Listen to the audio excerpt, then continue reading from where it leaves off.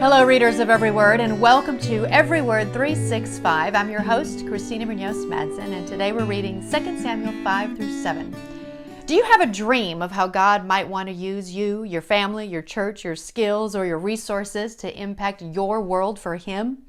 If not, allow God to implant a dream for His glory, then dream it, plan it, pursue it, and as God enables, achieve it. Just be sure to pray about it. We're quick to think through big decisions a lot, but how often do we actually pray about them? Today's reading was pretty short, but a lot happening. Were you shocked at God's response to Uzzah? Well, yeah, I was too. I'm including a link from Got Questions for more on that story. Then the bizarre story of Michal or Michal, Saul's daughter. Of course, I have a link, and this is from that link. We can learn from Michal's sad story what happens in a marriage when offenses go on for years unaddressed. Michal's youthful infatuation with Israel's hero turned to bitterness when he treated her like property, tore her away from a loving husband, and apparently never made it right. Even someone like David, a man after God's own heart, could also be selfish and cause pain in someone he should have loved. Although David was used greatly by God, he was also a sinful human being who made tragic mistakes. God placed stories like Michal's in the Bible to remind us that heroes are also human, and bitterness can destroy even a queen. What a great lesson for all of us to remember. Even a man after God's own heart, King David, and all that he did for good, he did a lot of mistakes as well. And then there's Nathan. Have you ever really wanted to do something only to eventually come to the conclusion that what your heart's desire is not what God's desire is for you?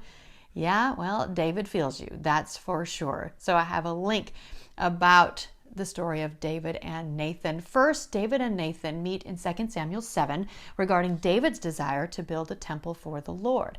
In verse 3, David shares, "See now, I dwell in a house of cedar, but the ark of God dwells in a tent." Nathan at first encouraged David to move forward with whatever plans he had. Yet that night, the Lord spoke to Nathan, giving this message for David. "When your days are fulfilled and you lie down with your fathers, I will raise up your offspring after you, who shall come from your body, and I will establish his kingdom. He shall build a house for my name, and I will establish the throne of his kingdom forever." Nathan shared this with David. David put his plans for the temple on hold and responded to God's guidance with a prayer of gratitude.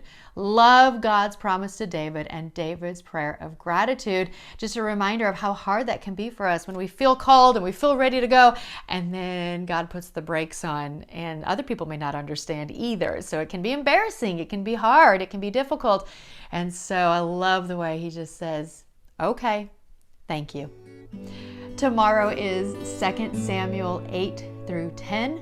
Happy reading! This episode is made possible in part by Arkansas Filter. Arkansas Filter has been serving the state of Arkansas for over 40 years.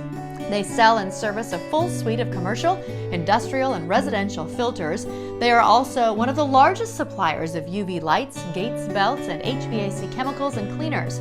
They partner with HVAC and engineering firms to provide a variety of services and pride themselves on customer service both during and after the sale. Just go to arkansasfilter.net for more, and of course we've included a link in the podcast description.